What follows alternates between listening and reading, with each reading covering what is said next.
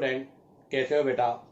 तो देखिएगा बेटा, हम एप्लीकेशन ऑफ रेजोनेंस के बारे में डिस्कस कर रहे थे और उसमें भी हमने first point stability of carbocation और स्टेबिलिटी ऑफ फ्री रेडिकल के बारे में डिस्कस कर लिया। आज के इस वीडियो लेक्चर में हम स्टेबिलिटी ऑफ कार्बोनाइन के बारे में डिस्कस करेंगे। आज का वीडियो लेक्चर बेटा आपके स्टेबिलिटी ऑफ कार्बोकेटाइन के सिमिलर है, बस वहां पर पॉजिटिव चार्ज होगा, आज नेगेटिव चार्ज होगा, वहां पर प्लस आई के डायरेक्टली प्रोपोर्शनल या माइनस आई के डायरेक्टली प्रोपोर्शनल। तो उसी को हम रिवाइज करेंगे। तो अगर आपके पिछले वीडियो में कोई प्रॉब्लम हो तो आप इस वीडियो को लास्ट तक जरूर देखो, ताकि आप लोगों का पिछले वीडियो का रिवीजन हो जाए और इसमें आपको कुछ नए कॉन्सेप्ट देखने को भी मिलेंगे। तो देखिएगा, सबसे पहला जो हमारा क्वेश्चन है वो है कि बेंजाइलिक कार्बोनाइन,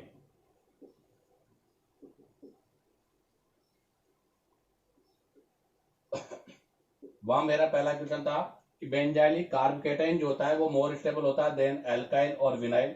वैसे ही आपका बेंजाइलिक जो होता है बेटा वो मोर स्टेबल होगा। Benzylic carbanion is more stable than allylic, vinylic and alkyl कार्बोनाइन।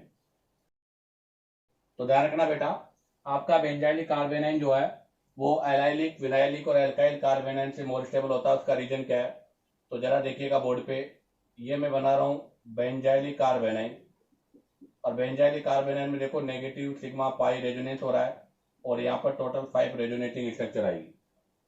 उसके बाद बनाता हूं मैं बेटा आपका एलाइलिक, ये आपका बेंजाइलिक हो गया। उसके बाद में ये आपका एलाइलिक हो गया, नेगेटिव सिग्मा पाई रेजोनेंस हो रहा है बेटा, यहाँ भी 2 रेजोनेटिंग स्ट्रक्चर हो जाएगी। उसके बाद में बनाता हूं बेटा विनाइलिक, ये आपका विनाइलिक है। आप देखो विनाइलिक में रेजोनेंस तो नहीं है, बट आपके पास यहाँ पर जो नेगेटिव चार्ज है वो आपके sp2 कार्बन पर है, अर्थात डबल बॉन्डेड कार्बन पर है। तो ये मोर ईएन है और आपको पता है मोर ईएन पर नेगेटिव चार्ज मोर स्टेबल होता है। और लास्ट आपका एल्किल कार्बोनाइन, ये आपका एल्किल कार्बोनाइन है।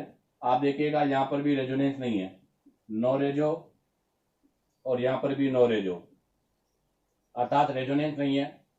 और ये आपका एल्काइल कार्बोनाइन है और यहाँ पर जो आपका नेगेटिव चार्ज है वो sp3 सिंगल बॉन्डेड कार्बन से है और sp3 वाले का ईएन लेस होता है। और हमें पता है कार्बोनाइन की स्टेबिलिटी में मोर ईएन होना चाहिए। तो अगर मैं इनकी स्टेबिलिटी के ऑर्डर की बात करूं बेटा तो स्टेबिलिटी का ऑर्डर ये होगा, क्योंकि यहां से यहां तक तो रेजोनेंस हो रहा है और यहां से यहां तक नो रेजोनेंस, इधर रेजोनेंस नहीं हो रहा। तो इधर जो कॉन्सेप्ट कंसिडर होगा वो ईएन होगा और इधर जो कॉन्सेप्ट कंसिडर होगा वो होगा नंबर ऑफ आरएस। तो आप देखिएगा बेंजाइलिक में 5 है, एलाइलिक में 2 है, तो बेंजाइलिक की स्टेबिलिटी एलाइलिक से मोर होगी। विनाइलिक का ईएन मोर है, एल्किल का लेस है, तो विनाइल की मोर होगी। तो ये करेक्ट स्टेबिलिटी का ऑर्डर होगा। अब हम यहाँ से कुछ क्वेश्चन के बारे में डिस्कस करते हैं। तो आप देखिएगा, सबसे पहला क्वेश्चन लेता हूं मैं अभी मैं। तो देखो बेटा, 2 टाइप के रेजोनेंस हैं। मैंने आपसे कहा था कि 2 टाइप के रेजोनेंस है, एक है क्वालिटी और एक है क्वांटिटी। तो अभी हम क्वांटिटी अर्थात नंबर ऑफ की बात कर रहे हैं। तो आप देखिएगा, पहले मैंने बनाया बेंजाइलिक कार्बोनाइन, नेक्स्ट कार्बोनाइन में एक पाई बॉन्ड कम कर दिया मैंने, नेक्स्ट में एक और पाई बॉन्ड कम कर दिया और एक पाई बॉन्ड कम करते ही एलाइलिक हो गया, और नेक्स्ट में मैंने कोई पाई बॉन्ड नहीं रखा। बताओ अगर इनके स्टेबिलिटी के ऑर्डर की बात करूं तो क्या होगा बेटा। ये आपका बेंजाइलिक है, 5 रेजोनेटिंग स्ट्रक्चर होगा। ये आपका बेंजाइलिक तो नहीं है, लेकिन negative sigma pi large extended conjugation है, 3 रेजोनेटिंग स्ट्रक्चर होगा। यहाँ पर देखो नेगेटिव सिग्मा पाई एलाइलिक का बेटा 2 रेजोनेटिंग स्ट्रक्चर होगा और यहाँ पर आपका नो रेजो। तो बताओ स्टेबिलिटी किसकी ज्यादा होगी, रेजोनेंस वाली की। तो सबसे ज्यादा स्टेबिलिटी बेंजाइलिक की, उसके बाद इसकी, फिर एलाइलिक की और सबसे लास्ट में विदाउट रेजोनेंस वाली की, क्योंकि यहाँ रेजोनेंस नहीं हो रहा, यहाँ पर ओनली इंडक्टिव और इंडक्टिव में भी प्लस आई इफेक्ट ऑब्जर्व हो रहा है, इसलिए इसकी स्टेबिलिटी लेस होगी। अब आ जाएगा नेक्स्ट यहाँ से क्वेश्चन नंबर 2, इधर लिख देता हूं मैं क्वेश्चन नंबर 2। क्वेश्चन नंबर 2 में मैंने यहाँ से डिफरेंट लिया है। तो देखो आप CH2 पे माइनस पाई, नेक्स्ट में देखो आप CH2 पे माइनस पाई पाई, और नेक्स्ट है CH2 पे माइनस पाई और पाई। बताओ स्टेबिलिटी का ऑर्डर क्या होगा। तो अगर हम यहाँ पर स्टेबिलिटी की बात करें बेटा, तो आप देखो negative sigma pi large extended conjugation है, और बेटा 3RS होगी क्योंकि 2 पाई है, एक नेगेटिव तो 3 हो जाएगी। नेगेटिव सिग्मा पाई बेटा ये तो आपका कॉन्जुगेशन में नहीं है, बट ये पाई कॉन्जुगेशन में है, तो यहाँ पर 2 रेजोनेटिंग स्ट्रक्चर होगी। बट यहाँ देखो बेटा negative sigma pi negative sigma sigma negative sigma sigma, अर्थात यहाँ पर नो रेजोनेंस। अब बताओ अगर रेजोनेंस नहीं है तो सबसे ज्यादा स्टेबिलिटी उसकी होगी जिसकी RS मोर है। अब आ जाएगा नेक्स्ट एग्जांपल नंबर 3। तो मैं यहाँ से एग्जांपल नंबर 3 के बारे में डिस्कस कर रहा हूँ। तो एग्जांपल नंबर 3 मैंने लिया है ये,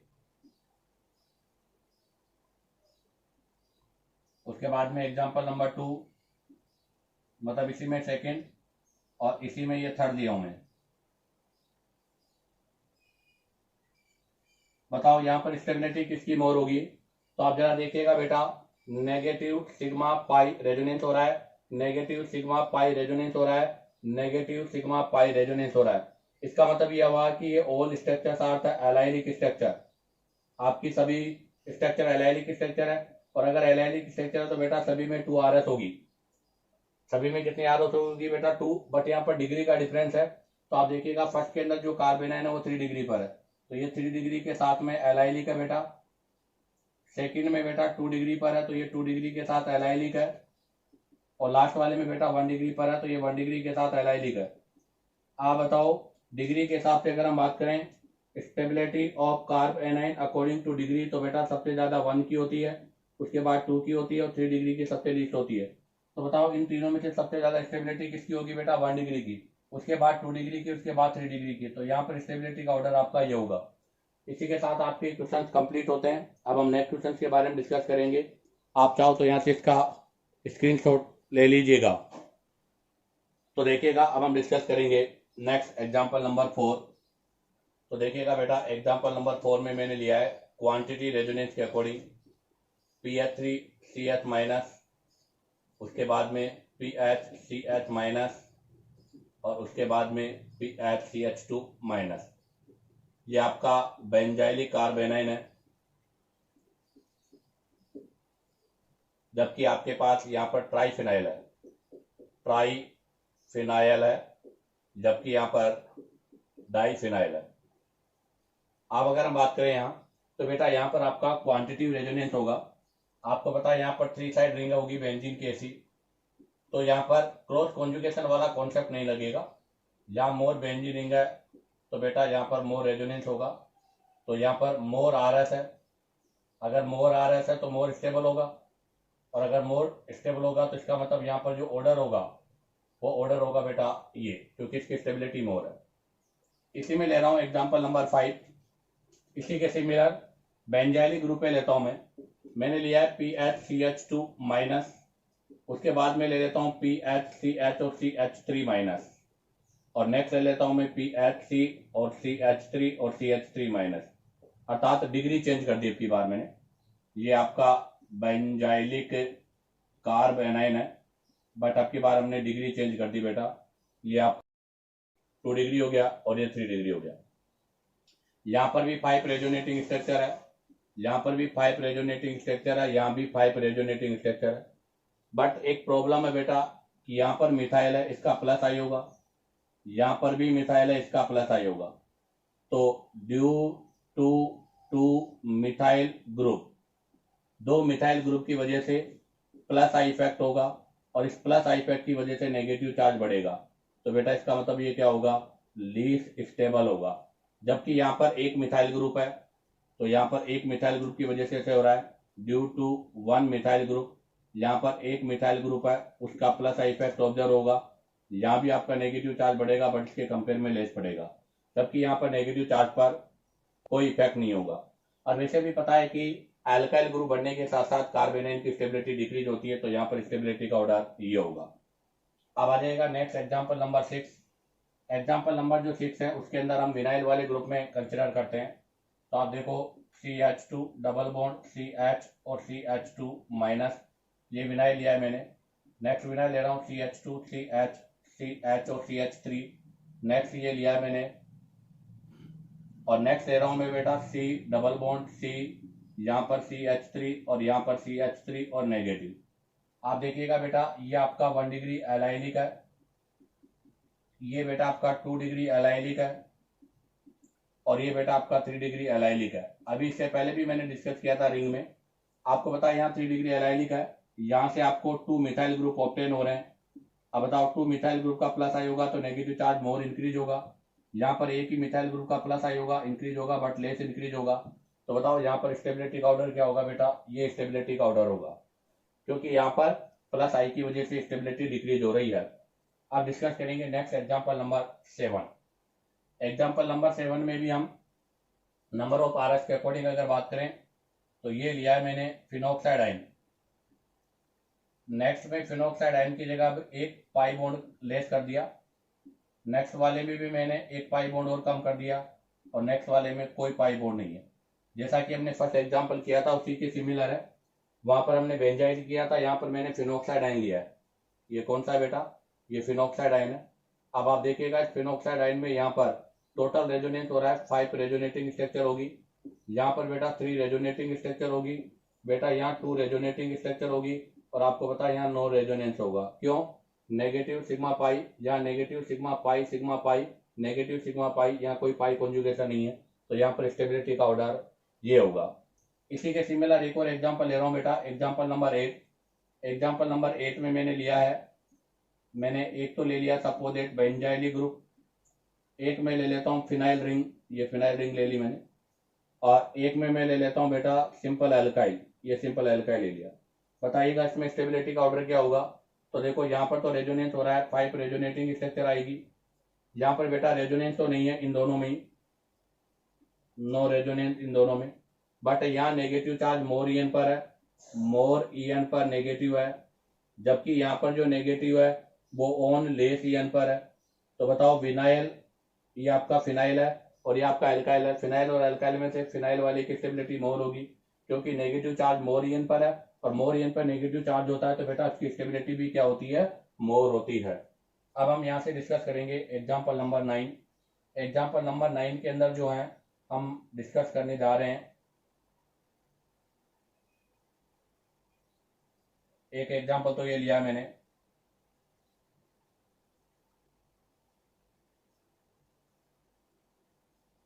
एक ये लिया है,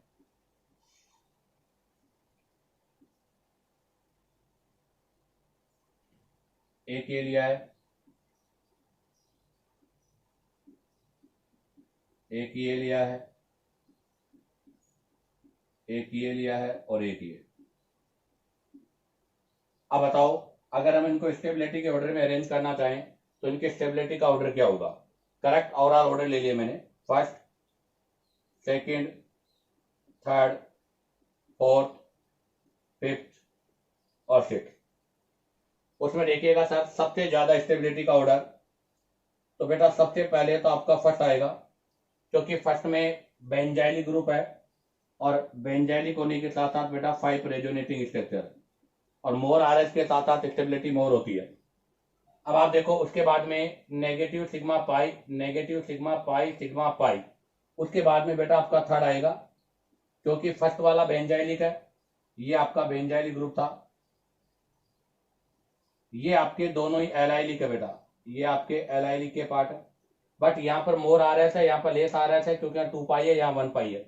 तो बेटा पहले फर्स्ट आएगा, फिर थर्ड आएगा, और थर्ड के बाद में सेकंड आएगा। क्यों, क्योंकि ये दोनों आपके एलाइलिक के पार्ट है, बट इसकी रेजोनेटिंग स्ट्रक्चर 3 है, इसकी रेजोनेटिंग स्ट्रक्चर 2 है। उसके बाद देखिएगा बेटा ये फिनाइल है, ये विनाइल है, और ये एल्काइल है। आपको पता है यहाँ पर मोर sp2 कार्बन है तो मोर स्टेबल होगा। तो इसके बाद में आएगा बेटा आपका नंबर 4, नंबर 4 के बाद में 5, और नंबर 5 के बाद में 6। ये जो कंसिडर हुआ है वो EN के अकॉर्डिंग हुआ है। ये sp3 का है एल्काइल वाला, फिफ्थ वाला विनाइल है sp2 का है, ये भी sp2 का है, बट यहाँ पर मोर sp2 है, इसलिए इसकी स्टेबिलिटी भी मोर होगी।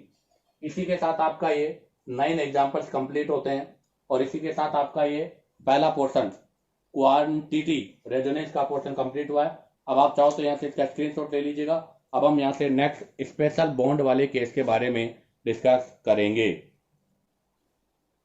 तो देखिएगा, अभी हमने क्वांटिटी रेजोनेंस के बारे में डिस्कस किया था।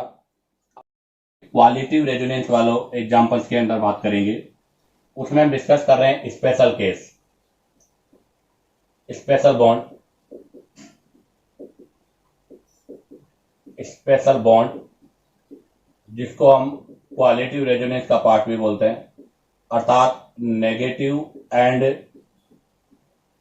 Vacant d orbital at adjacent कहां पर होने चाहिए? एडजुसेंट पर होने चाहिए। तो देखिएगा, इसके अंदर हम बात कर रहे हैं एग्जांपल, सबसे इंपॉर्टेंट एग्जांपल है CH2F।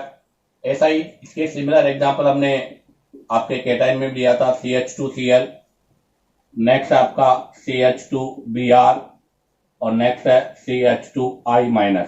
बताओ यहां पर स्टेबिलिटी का ऑर्डर क्या होगा? तो देखिएगा बेटा, अकॉर्डिंग टू इंडक्टिव इफेक्ट देखें तो इसकी स्टेबिलिटी सबसे ज्यादा होगी क्योंकि इसका -I मोर है और उसका -I लेस है, बट ऐसा नहीं होगा यहाँ।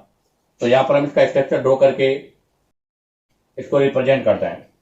तो पहला देखिएगा, हाइड्रोजन कार्बन, और कार्बन के पास में ये p ऑर्बिटल, उसके बाद में f ऑर्बिटल में आप देखिएगा ये p ऑर्बिटल है जिसके अंदर लोन पेयर है, यहाँ पर नेगेटिव है। इसके आउटर मोस्ट शेल में 8 इलेक्ट्रॉन है, इसके आउटर मोस्ट शेल में इलेक्ट्रॉन है, ये भी 2p ऑर्बिटल का है और ये भी 2p ऑर्बिटल का है। अब अगर हम बात करें यहाँ से क्लोरीन के पास, तो 9 यहाँ पर पूरे p ऑर्बिटल फुल फिल है, फुल फिल्ड p ऑर्बिटल, क्योंकि फ्लोरीन के अंदर सभी p ऑर्बिटल जो होते हैं वो भरे हुए होते हैं, चाहे वो फुल फिल हो चाहे हाफ फिल हो। और हमें पता है कि फ्लोरीन के अंदर बेटा 9 vacant d orbital, 9 vacant d orbital, और इसके अंदर कोई वैकेंट d ऑर्बिटल भी नहीं होता। क्यों? क्योंकि ये सेकंड पीरियड का एलिमेंट है और सेकंड पीरियड के एलिमेंट में वैकेंट d ऑर्बिटल नहीं होता। अगर वैकेंट d ऑर्बिटल नहीं है तो बेटा यहाँ पर नो रेजोनेंस, अर्थात यहाँ पर आपका रेजोनेंस भी नहीं होगा। अगर रेजोनेंस नहीं होगा तो नेगेटिव चार्ज आपका डी लोकेलाइज नहीं बेटा, लोकेलाइज रहेगा, और फ्लोरीन का केवल ओनली -I ऑफ फ्लोरीन, यहां पर केवल फ्लोरीन का -I होगा, इसलिए बेटा ये आपका लीस्ट स्टेबल भी होगा। अब हम डिस्कस करते हैं किसके बारे में? सेकंड के बारे में। सेकंड का स्ट्रक्चर में ड्रॉ करता हूं बेटा, H और ये कार्बन है, इसके आउटर मोस्ट शेल में ये वैकेंट डी ऑर्बिटल है, वैकेंट डी क्या Ni वाला है, इसके आउटर मोस्ट शेल में 8 इलेक्ट्रॉन है। यहाँ पर एक क्लोरीन है बेटा, आपको पता है क्लोरीन के भी ऑल p ऑर्बिटल्स, इस क्लोरीन का जो ऑल p ऑर्बिटल्स है, इसके p ऑर्बिटल्स इसके भी कंप्लीट भरे हुए होंगे, बट हमें पता है क्लोरीन के पास में बेटा वैकेंट d ऑर्बिटल होता है, क्योंकि ये आपके थर्ड पीरियड का एलिमेंट है और थर्ड पीरियड के एलिमेंट्स में वैकेंट d ऑर्बिटल होते हैं। ध्यान रखना, p ऑर्बिटल तो सभी का फिल होगा, क्योंकि हेलोजन्स का अगर हम बात करें तो हेलोजन के आउटर मोस्ट शेल में S2p5 होता है, और p5 का मतलब क्या होगा? इनका p शेल में 1 2 3 4 5 ऐसा होता है, अर्थात p ऑर्बिटल कोई भी वैकेंट नहीं होता, और वैकेंट नहीं होने की वजह से यहाँ पर p ऑर्बिटल यूज नहीं होगा। अब आप जरा देखिएगा, इसके आउटर मोस्ट शेल में भी 8 इलेक्ट्रॉन है, इसके आउटर मोस्ट शेल में भी 8 इलेक्ट्रॉन है, ये 2p ऑर्बिटल का है और ये 3p ऑर्बिटल का है, अर्थात यहाँ पर p 2p है, यहाँ पर 3p है, वो पूरा भरा हुआ है, बट यहाँ से नेगेटिव चार्ज को ये अपने वैकेंट d ऑर्बिटल में यूज करता है। कहां पर यूज करता है बेटा? वैकेंट d ऑर्बिटल में, जो कि रेजोनेंस की कंडीशन है, vacant negative and vacant d orbital are the adjacent. तो नेगेटिव और आपका vacant d orbital adjacent position पर है, तो यहाँ से शिफ्ट हो जाएगा। तो ध्यान दे, यहाँ लिखेंगे हम vacant d orbital present, vacant d orbital present. आप ध्यान रखना बेटा, यहाँ से सभी में वैकेंट d ऑर्बिटल है, क्लोरीन, फ्लोरीन, ब्रोमीन, आयोडीन, तो क्लोरीन, ब्रोमीन, आयोडीन, इन तीनों में आपके पास वैकेंट d ऑर्बिटल है, सब में वैकेंट d ऑर्बिटल है। और ध्यान दें, मोर इफेक्टिव रेजोनेंस भी होगा बेटा, यहाँ पर मोर इफेक्टिव रेजोनेंस हम बोल सकते हैं यहाँ पर, या मोर इफेक्टिव बॉन्डिंग भी बोल सकते हैं, कि यहाँ पर जो मोर इफेक्टिव कोऑर्डिनेट बॉन्ड बन रहा है, जो बॉन्डिंग है वो मोर इफेक्टिव होगी। उसका रीजन क्या है? Due to smaller size of chlorine, chlorine का जो साइज है वो बाकी हेलोजेंस में छोटा है। अब आप देखो, यहां से इसका p ऑर्बिटल यूज हो रहा है और इसका कौन सा ऑर्बिटल यूज हो रहा है? d। कौन सा ऑर्बिटल यूज हो रहा है बेटा? 3d, इसलिए इसको बोलते हैं p पाई d पाई बॉन्डिंग, तो बेटा यहाँ पर more effective P pi D pi bonding होगी। क्यों? क्योंकि क्लोरीन का साइज स्मॉलर है। और हमें यह भी पता होना चाहिए बेटा कि आपका पी पाई डी पाई क्यों बोल रहे, क्लियर हो गया? क्योंकि इसका पी ऑर्बिटल उसका डी ऑर्बिटल यूज हो रहा है। Indirectly proportional to 1 upon size होता है बेटा। जैसे जैसे साइज बढ़ता जाता है P pi D pi bond का स्ट्रेंथ भी क्या होता जाता है, कम होता जाता है। तो अब हम बात करेंगे यहाँ से आयोडीन के केस में। आयोडीन के केस में देखिएगा, हाइड्रोजन हाइड्रोजन कार्बन, इस कार्बन पे नेगेटिव चार्ज आयोडीन। अब ध्यान रखना आयोडीन का साइज कंपेयर टू क्लोरीन मोर होता है, ये मोर साइज इसका, ये तो पी भरे हुए हैं, इसके पास भी यहाँ से ये वेकेंट डी ऑर्बिटल है, तो ये वेकेंट डी है। अब आप देखिएगा इसके भी आउटर मोड सेल में 8 इलेक्ट्रॉन है, इसके आउटर मोड सेल में भी 8 इलेक्ट्रॉन है बेटा। ये 2p का है लेकिन ये 5p का है, तो इसका मतलब वेकेंट डी ऑर्बिटल तो यहां भी प्रेजेंट है, पर यहां पर लेस इफेक्टिव, ध्यान रखना बेटा, less effective P pi D pi bonding, अर्थात यहां पर आपका less effective P pi D pi bonding होगा, अर्थात यहां पर लेस इफेक्टिव आपका रेजोनेंस होगा। ऐसा क्यों? तो उसका रीजन है क्या बेटा? Due to larger size of iodine, iodine का साइज यहां पर लार्जर है। तो इसका मतलब ये हुआ कि अगर हम क्लोरीन से लेकर आयोडीन तक की बात करें तो यहां से देखिएगा आपका साइज ऑफ एक्स एटम, अर्थात हेलोजन एटम का साइज बढ़ रहा है। अगर साइज बढ़ेगा बेटा तो हमें पता है ओवरलैपिंग हमेशा क्या होगी, डिक्रीज होगी। ओवरलैपिंग डिक्रीज होगी तो बेटा पी पाई डी पाई जो स्ट्रेंथ है, बॉन्ड का स्ट्रेंथ है, बॉन्ड का जो स्ट्रेंथ है वो डिक्रीज होगा। अगर बॉन्ड का स्ट्रेंथ डिक्रीज होगा तो कन्फर्म है बेटा stability of anion, stability of anion जो है वो भी डिक्रीज होगी। तो बताओ यहां पर हमारे पास करेक्ट ऑर्डर क्या होगा?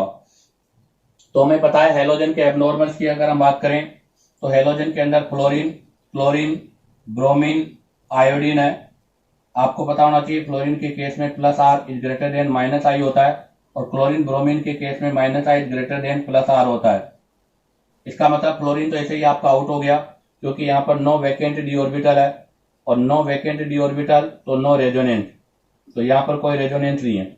इन तीनों में रेजोनेंस हो रहा है बट इसका लार्जर साइज है, तो यहाँ पर पी पाई डी पाई जो होगा वो लेस होगा, जबकि क्लोरीन का साइज स्मॉलर है, तो यहाँ पर इसका जो पी पाई डी पाई है वो मोर होगा। और वैसे भी क्लोरीन का माइनस आई मोर होता है, और क्लोरीन का माइनस आई मोर होगा यहाँ पर, और आयोडीन का माइनस आई इसके कंपेयर में लेस होगा। तो बताओ ओवरऑल अगर हम यहाँ पर स्टेबिलिटी के ऑर्डर की बात करें तो सबसे ज्यादा स्टेबल होगा बेटा CH2Cl वाला, क्लोरीन वाला। क्लोरीन के बाद में कौन सा होगा बेटा? ब्रोमीन वाला। बताओ ब्रोमीन के बाद में कौन सा होगा? आयोडीन वाला। और सबसे लास्ट में कौन सा होगा? CH2F वाला, क्योंकि यहाँ पर रेजोनेंस नहीं होगा और इसका माइनस आई की बजाय डोनर टेंडेंसी ज्यादा है। इसी के साथ आपका ये स्पेशल बॉन्ड वाला पोर्शन का जो एक क्वेश्चन है वो कंप्लीट होता है। अब आप चाहो तो यहाँ से इसका स्क्रीनशॉट ले लीजिएगा, से इससे रिलेटेड कुछ क्वेश्चंस के बारे में डिस्कस करेंगे। तो देखिएगा अब हम डिस्कस करेंगे स्पेशल बॉन्ड केस से रिलेटेड एग्जांपल्स। तो अब हम यहाँ से सबसे फर्स्ट एग्जांपल ले रहे हैं इसी के सिमिलर। अभी मैं लेता हूँ CHF3 CHCl3 hello form, CHBr3 और CHI3, ये सब आपका हेलो फॉर्म्स है बेटा। क्लोरोफॉर्म, ब्रोमोफॉर्म, आइडोफॉर्म, इनको हम हेलो फॉर्म्स बोलते हैं। आपको इनके अंदर एसिडिक स्ट्रेंथ बताना है। क्या बताना है? इनका एसिडिक स्ट्रेंथ। एसिडिक स्ट्रेंथ से मतलब है इनका कॉन्जुगेटेड बेस बनाना है मुझे, तो मैं इन सब का कॉन्जुगेटेड बेस बना रहा हूँ।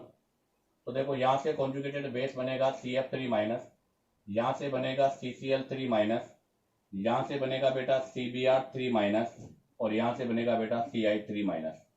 अब आप देखो जो कॉन्जुगेटेड बेस बने इनकी स्टेबिलिटी का ऑर्डर आपको बताना है। तो आप देखिएगा सबसे फर्स्ट का मैं डायग्राम ड्रॉ करता हूँ। तो यहाँ पर आपका कार्बन है, इसके साथ में ये फ्लोरीन है, यहाँ पर भी आपका फ्लोरीन है, यहाँ पर भी आपका फ्लोरीन है, और कार्बन के पास में एक वैकेंट नहीं आपका मतलब सॉरी एक फुलफिल पी ऑर्बिटल है, और फ्लोरीन के पास भी ऑल पी ऑर्बिटल्स आपके फुल पिल है लोन पेयर वाले, इसके पास भी लोन पेयर ऑर्बिटल वाला है, इसके पास भी लोन पेयर वाला है और इसके पास भी लोन पेयर वाला है। और आपको पता है कि यहाँ पर इसके पास 9 vacant d orbital, 9 vacant d orbital, और अगर 9 वैकेंट डी ऑर्बिटल तो आपको पता बेटा 9 रेजोनेंस, अर्थात यहाँ रेजोनेंस भी नहीं होगा। बट अगर CCl3 की हम बात करें तो CCl3 के केस में आपका देखो चेंज हो जाएगा, क्लोरीन यहाँ पर कार्बन, एक क्लोरीन यहाँ लगा दीजिएगा, एक क्लोरीन यहाँ लगा दीजिएगा, ये कार्बन है। आप देखिएगा क्लोरीन के पास फुलफिल पी ऑर्बिटल्स है, बट क्लोरीन के पास फुलफिल के साथ साथ में बेटा यहाँ पर वैकेंट डी ऑर्बिटल भी है। आपको देखो सभी क्लोरीन्स में ऐसा ही होगा, इनके पास एक पी ऑर्बिटल जो है वो फुलफिल होगा, बाकी वैकेंट डी ऑर्बिटल भी होंगे। और यहाँ पर कार्बन के पास भी एक वैकेंट के बजाय फुलफिल ऑर्बिटल है, तो ये अपना जो नेगेटिव चार्ज है उसको वैकेंट डी ऑर्बिटल में डालता है। तो ध्यान रखना क्लोरीन के पास क्या है बेटा, वैकेंट डी ऑर्बिटल प्रेजेंट है, तो हम लिखेंगे यहाँ पर वैकेंट डी ऑर्बिटल प्रेजेंट। और यहाँ वैकेंट डी ऑर्बिटल प्रेजेंट होने की वजह से बेटा रेजोनेंस होगा, और अगर रेजोनेंस होगा तो मोर स्टेबल भी होगा। बट यहाँ पर भी रेजोनेंस हो रहा है, यहाँ पर भी रेजोनेंस हो रहा है, बट क्लोरीन से लेकर आयोडीन के केस की अगर हम बात करें तो यहाँ पर आपके पास कौन सा कॉन्सेप्ट लगेगा वो देखिएगा, size of halogen atom increase हो रहा है बेटा। अगर size of halogen atom increase होगा तो हमें पता है ओवरलैपिंग क्या होगी बेटा, डिक्रीज होगी, अर्थात यहां से वहां तक जाने पर P pi D pi bond का जो स्ट्रेंथ है वो डिक्रीज होगा। अगर उसका स्ट्रेंथ डिक्रीज होगा तो बेटा ऑब्वियसली स्टेबिलिटी भी क्या होगी, डिक्रीज होगी। तो बताओ अगर मैं इन कॉन्जुगेटेड बेस की स्टेबिलिटी की बात करूं तो हम यहां से लिखते हैं स्टेबिलिटी ऑफ कॉन्जुगेटेड बेस। आपके पास जो कॉन्जुगेटेड बेस बने इनकी स्टेबिलिटी, तो सबसे पहले आएगा CCl3 माइनस, उसके बाद में आएगा CBr3 माइनस, उसके बाद में आएगा बेटा Ci3 माइनस, और सबके लास्ट में आएगा CF3 माइनस। तो ये अगर इनके कॉन्जुगेटेड बेस की स्टेबिलिटी का ऑर्डर है तो बेटा इनका एसिडिक स्ट्रेंथ का ऑर्डर भी यही होगा। तो अगर मैं इनके एसिडिक स्ट्रेंथ की बात करूं तो क्लोरोफॉर्म का एसिडिक स्ट्रेंथ हमेशा आपके है क्या बोलते हैं क्लोरोफॉर्म से ज्यादा होगा। तो ध्यान रखना बेटा क्लोरोफॉर्म, फिर ब्रोमोफॉर्म, उसके बाद में आइडोफॉर्म, और सबके लास्ट में क्लोरोफॉर्म होगा। यहाँ से एग्जाम में एक क्वेश्चन बहुत ज्यादा आता रहता है बेटा, क्वेश्चन यह है कि एक आपके पास क्लोरोफॉर्म है, एक आपके पास क्लोरोफॉर्म है, बताओ इन दोनों में से किसका एसिडिक स्ट्रेंथ मोर है। तो बेटा chloroform is more acidic than fluoroform. अब हम यहाँ से डिस्कस करते हैं next example number 2। Next example number 2 में मैंने बेटा आपकी बात CH2CF3 माइनस, CH2CCl3 माइनस और CH2CBr3 माइनस और CH2CI3 माइनस, ये लिया है।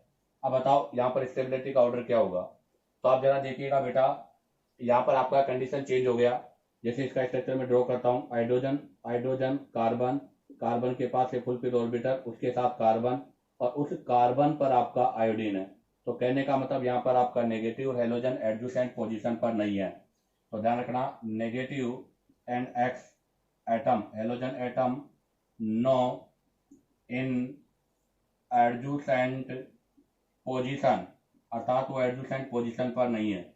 अब बताओ अगर वो एडजेसेंट पोजीशन पे नहीं है तो इसका मतलब क्या होगा, नो रेजोनेंस, जहाँ रेजोनेंस भी नहीं होगा, अर्थात नो पी पाई डी पाई, पी पाई डी पाई भी नहीं होगा। तो यहाँ पर आपका बेटा ओनली इंडक्टिव इफेक्ट ऑब्जर्व होगा, ओनली इंडक्टिव इफेक्ट ऑब्जर्व होगा।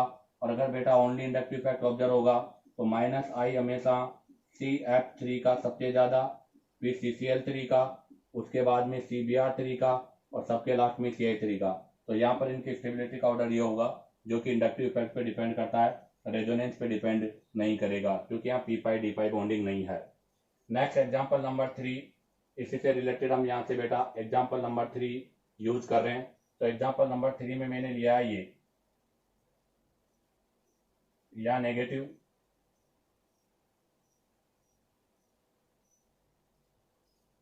या नेगेटिव,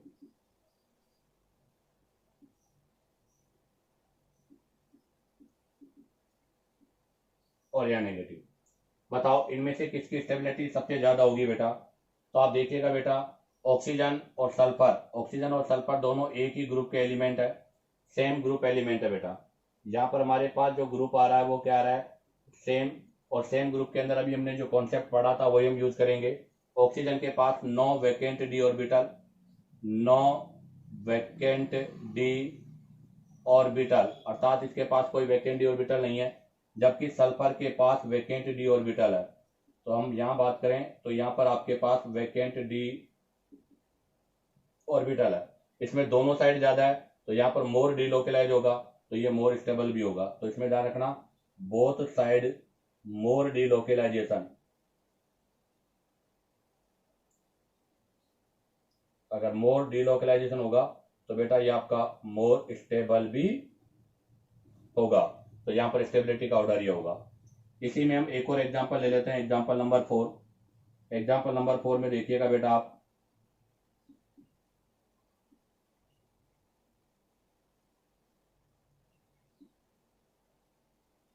ये लिया है मैंने, सेकंड में ले रहा हूं इसी के सिमिलर।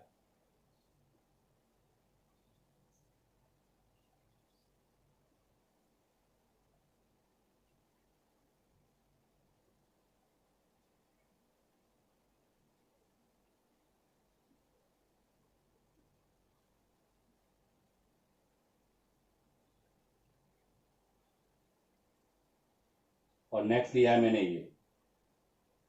बताओ यहाँ पर स्टेबिलिटी का ऑर्डर क्या होगा? तो बेटा यहाँ पर भी स्टेबिलिटी का ऑर्डर यही होगा। ऐसा क्यों? क्योंकि देखो यहाँ पर नाइट्रोजन के पास वैकेंट डी ऑर्बिटल नहीं है, बट नाइट्रोजन पर पॉजिटिव चार्ज लग रहा है, इसलिए इसका माइनस आई इफेक्ट होगा।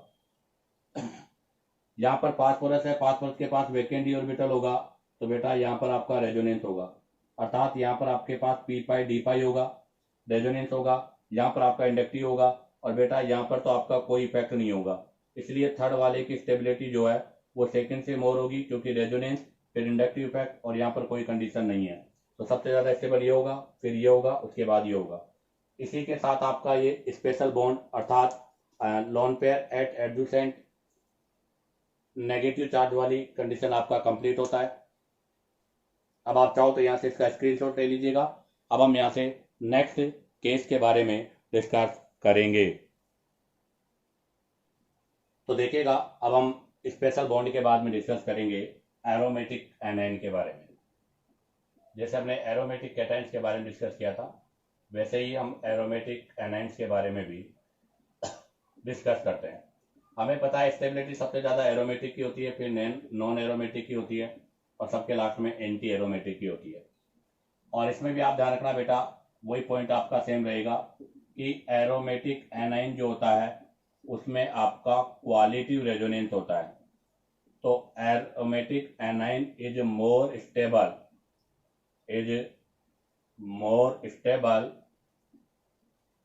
Then normal A9. आपके नॉर्मल एनाइन से हमेशा ये मोर स्टेबल होगा, क्योंकि नॉर्मल जो एनाइन होगा उसमें आपका क्या होगा, ज़्यादा से ज़्यादा क्वांटिटिव रेजोनेंस होगा। या हम ऐसे भी कह सकते हैं कि अगर negative charge take part in aromaticity तो वो हाईली स्टेबल होगा। इसको हम एक्सप्लेन करते हैं एक एग्जांपल से। तो ये एग्जांपल लिया है मैंने, और एक ही एनाइन होता है जहाँ पर ये आपका एरोमेटिक होगा। इसका नाम है आपका साइक्लो पेंटाडाइनल एनाइन है, और ये एरोमेटिक है क्योंकि हकल्स के रूल का फॉलो कर रहा है। इसकी स्टेबिलिटी जो है बेटा वो आपके बेंजाइलिक एनाइन से मोर होगी।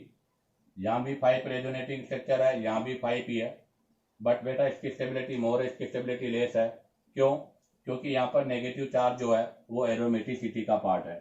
तो ध्यान दें हम क्या लिख रहे हैं, फर्स्ट के अंदर negative charge part of aromaticity in cyclopentadienyl anion. Cyclopentadienyl जो एनाइन है उसके अंदर नेगेटिव चार्ज है, वो एरोमेटिसिटी का पार्ट है, और जब वो एरोमेटिसिटी का पार्ट होता है तो उसकी स्टेबिलिटी हमेशा ज्यादा होती है। हालांकि कंपाउंड तो ये भी आपका एरोमेटिक है, ये भी आपका एरोमेटिक है, बट यहाँ नेगेटिव चार्ज एरोमेटिसिटी का हिस्सा है, जबकि यहाँ नेगेटिव चार्ज एरोमेटिसिटी का हिस्सा नहीं है।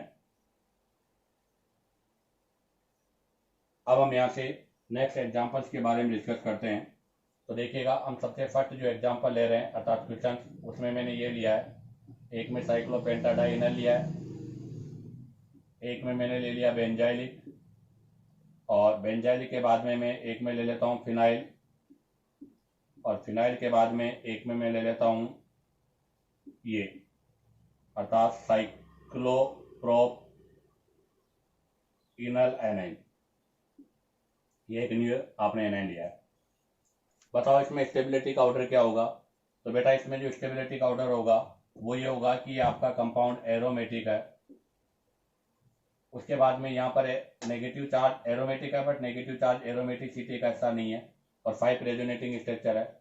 यहाँ पर विनाइल है बेटा, नो रेजोनेंस, यहाँ कोई रेजोनेंस नहीं है, एरोमेटिक है, रेजोनेंस नहीं है, बट यहाँ पर EN मोर है, इसका EN sp2 के अकॉर्डिंग है। यहाँ पर देखो बेटा नेगेटिव नेगेटिव अर्थात ये आपका एंटी एरोमेटिक है, और हमें पता है कि एंटी एरोमेटिक की स्टेबिलिटी तो सबसे लेस्ट होती है। तो इसके अंदर ये तीनों ही एरोमेटिक है, ध्यान रखना। आपके ये तीनों ही कंपाउंड किसका पार्ट है, एरोमेटिक का। ये भी एरोमेटिक, ये भी एरोमेटिक, ये भी एरोमेटिक। यहाँ एरोमेटिसिटी का हिस्सा है, यहाँ डीलोकलाइज हो रहा है, यहाँ डीलोकलाइज नहीं हो रहा, तो इसकी स्टेबिलिटी का ऑर्डर आपका ये हो जाएगा। अब डिस्कस करेंगे यहाँ से हम क्वेश्चन नंबर 2। क्वेश्चन नंबर 2 में देखिएगा, एक एग्जाम्पल तो लिया है मैंने, ये एक एग्जाम्पल ले लेता हूं बेटा, ये, और एक मैंने ले लिया ये, और एक ये। बताओ इनके स्टेबिलिटी का ऑर्डर क्या होगा।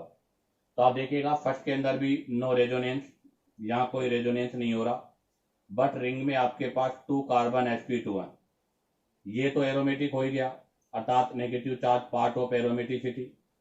यहाँ देखिएगा नेगेटिव सिग्मा पाई एलाइलिक हो गया बेटा, रेजोनेंस हो रहा है, और 2 रेजोनेटिंग स्ट्रक्चर बनेगी यहाँ पर, और यहाँ पर रेजोनेंस नहीं है बेटा, नो रेजोनेंस। तो यहाँ भी रेजोनेंस नहीं है, यहाँ भी रेजोनेंस नहीं है, बट इसके ऑल कार्बन sp3 का पार्ट है, यहाँ पर 2 कार्बन sp2 का है। और हमें पता है बेटा माइनस आई इनडायरेक्टली, माइनस आई जो होता है वो डायरेक्टली प्रोपोर्शनल होता है EN के, और वो डायरेक्टली प्रोपोर्शनल होता है sp2 कार्बन के। तो बताओ यहाँ पर स्टेबिलिटी सबसे ज्यादा किसकी होगी बेटा, सेकंड की, क्योंकि वो एरोमेटिक है। उसके बाद किसकी होगी बेटा, थर्ड की, क्योंकि वहाँ रेजोनेंस हो रहा है, तो ये एरोमेटिक है। यहाँ पर आपके 2 रेजोनेटिंग स्ट्रक्चर है। उसके बाद में बेटा फर्स्ट की होगी, और उसके बाद में फोर्थ की होगी। क्यों, क्योंकि फर्स्ट के अंदर sp2 कार्बन है और फोर्थ के अंदर sp3 कार्बन है। अब आ जाएगा इससे रिलेटेड एक और एग्जाम्पल ले रहे हैं हम, जिसमें हम डिफरेंट डिफरेंट कंपाउंड को यूज करने जा रहे हैं। तो देखो मैंने सबसे पहले कंपाउंड लिया है ये, उसके बाद में एक कंपाउंड ले लेता हूं ये,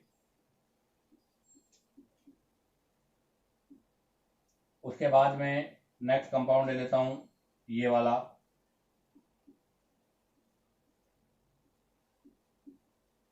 उसके बाद नेक्स्ट में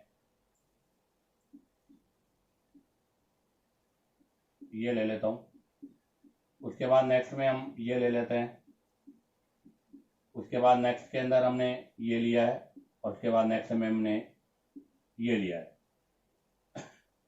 अर्थात first, second, third, fourth, fifth, six और 7, इनकी आपको स्टेबिलिटी का ऑर्डर बताना है। तो देखो बेटा सबसे फर्स्ट की अगर मैं बात करूं, ए एरोमेटिक है, बी भी एरोमेटिक है, बट यहाँ पर 5 रेजोनेटिंग स्ट्रक्चर वाला कॉन्सेप्ट लगेगा। कहने का मतलब यहाँ पर आपका क्वालिटिव रेजोनेंस है, जबकि यहाँ पर क्वालिटी नहीं, यहाँ पर आपका क्वांटिटिव रेजोनेंस है। यहाँ पर रेजोनेंस नहीं है बेटा, आपके फोर्थ और फिफ्थ में भी रेजोनेंस है, यहाँ भी रेजोनेंस हो रहा है, negative sigma pi, negative sigma pi, sigma pi, और यहाँ पर भी बेटा आपका क्वांटिटिव रेजोनेंस है, यहाँ रेजोनेंस नहीं हो रहा, यहाँ रेजोनेंस नहीं हो रहा। तो इसका मतलब सबसे पहले जो स्टेबिलिटी आएगी वो आएगी एरोमेटिक की, अर्थात क्वालिटी वाले की। क्वालिटी के बाद में आएगी बेटा क्वांटिटी रेजोनेंस की, उसके बाद में बेटा EN वाला कॉन्सेप्ट लगेगा, इंडक्टिव इफेक्ट वाला। तो सबसे पहले स्टेबिलिटी फर्स्ट की सबसे ज्यादा होगी, वो एरोमेटिक है, क्वालिटी रेजोनेंस है। उसके बाद में बेटा सेकंड की होगी, क्योंकि वहां 5 रेजोनेटिंग स्ट्रक्चर है। उसके बाद में बेटा फोर्थ और फिफ्थ में रेजोनेंस है, बट फिफ्थ में जो रेजोनेटिंग स्ट्रक्चर है वो 3 है, और यहाँ पर 2 है। क्योंकि नंबर पाई बॉन्ड यहाँ पर मोर है, तो पहले फिफ्थ आएगा, उसके बाद में फोर्थ आएगा बेटा, क्योंकि यहाँ पर 3RS है और यहाँ पर 2RS है।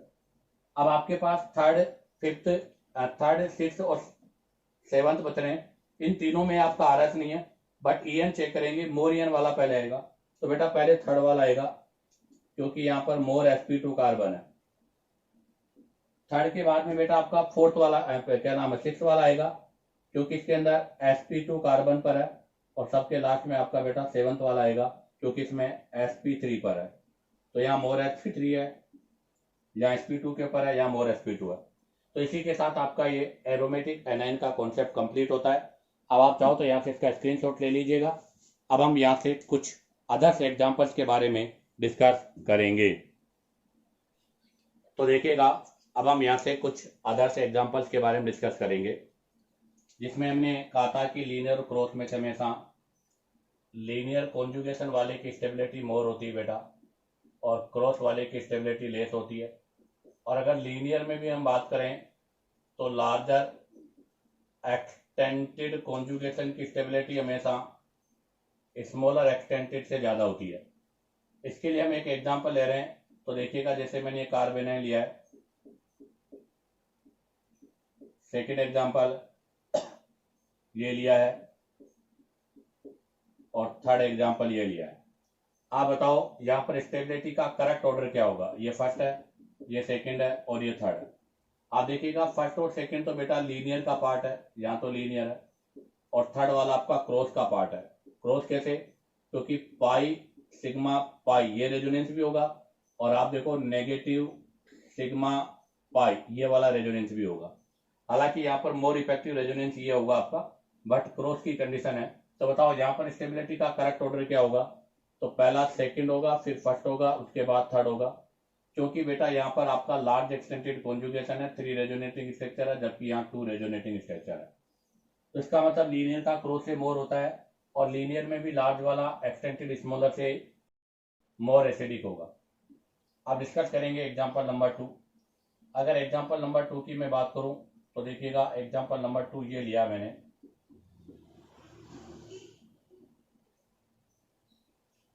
सॉरी, इससे पहले हम सेकंड एग्जाम्पल,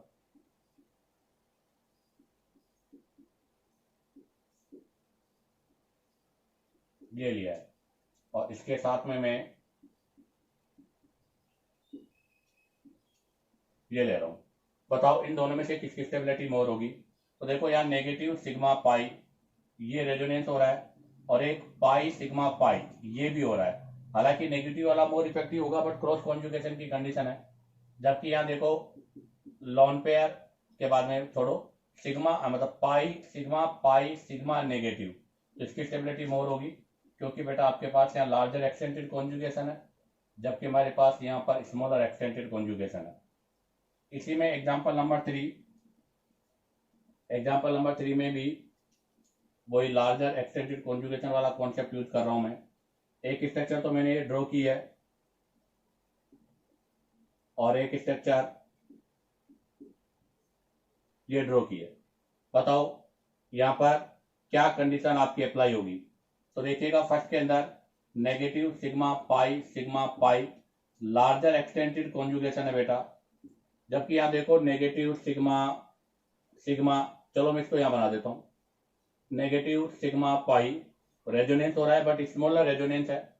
तो यहाँ पर आपका स्मॉलर एक्सटेंडेड कॉन्जुगेशन है, तो बेटा फर्स्ट की स्टेबिलिटी सेकंड से मोर होगी।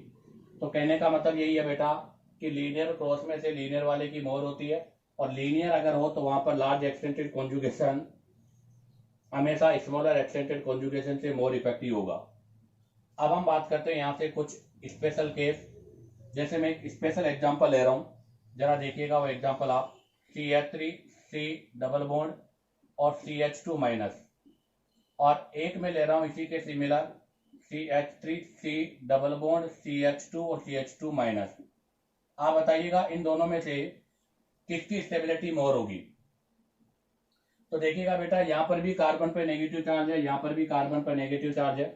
नेगेटिव सिग्मा पाई रेजोनेंस हो रहा है बेटा यहाँ पर भी, और नेगेटिव सिग्मा पाई यहाँ भी रेजोनेंस हो रहा है। कंडीशन भी दोनों में सेम है। यहाँ भी आपके पास नेगेटिव सिग्मा और पाई वाली कंडीशन है, यहाँ भी आपका नेगेटिव सिग्मा पाई वाली कंडीशन है। तो फिर बताओ स्टेबिलिटी किसकी ज्यादा होगी। तो ऐसे क्वेश्चनों में हम बेटा क्वालिटी रेजोनेंस को चेक करते हैं। तो आप देखो आफ्टर रेजोनेंस,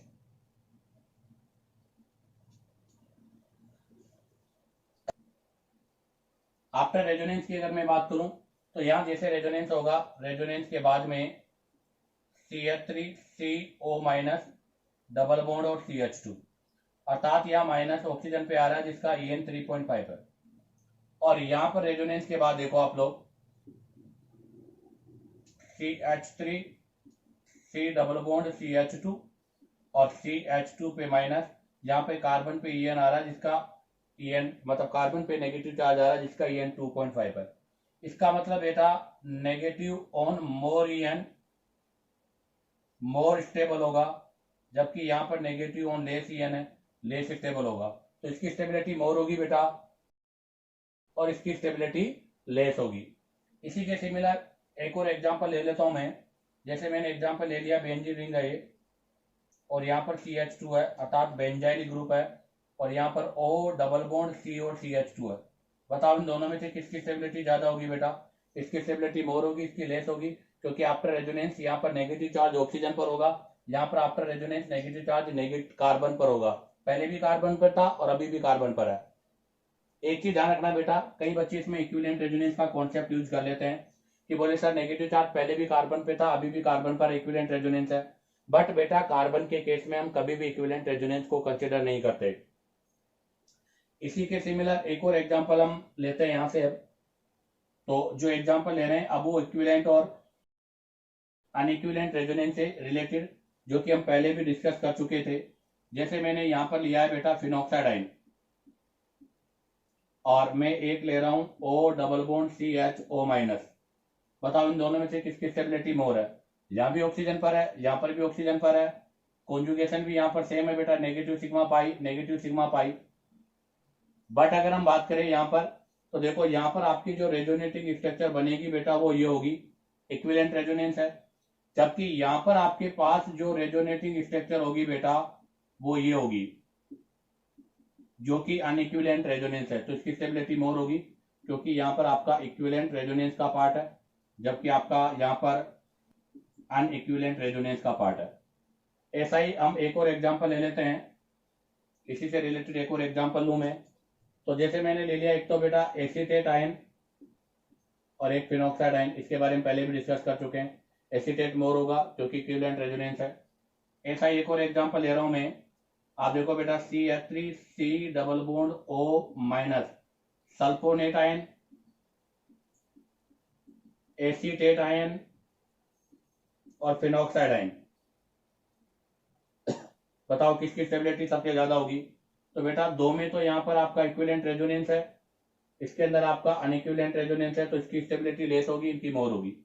इक्विवेलेंट रेजोनेंस में भी बात करें तो यहाँ 3s है, यहाँ 2rs है, इसके बारे में पहले डिस्कस कर चुके थे। तो इसकी स्टेबिलिटी मोर होगी, इसकी स्टेबिलिटी लेस होगी। एक और एग्जांपल लेता हूं इसी के similar, CH2 double bond CH और NH माइनस, और NH डबल बॉन्ड CH और NH माइनस। बताओ किसकी स्टेबिलिटी मोर होगी। वैसे भी देखें तो बेटा इसका माइनस आई मोर होगा, इसका माइनस आई मिनिमम होगा।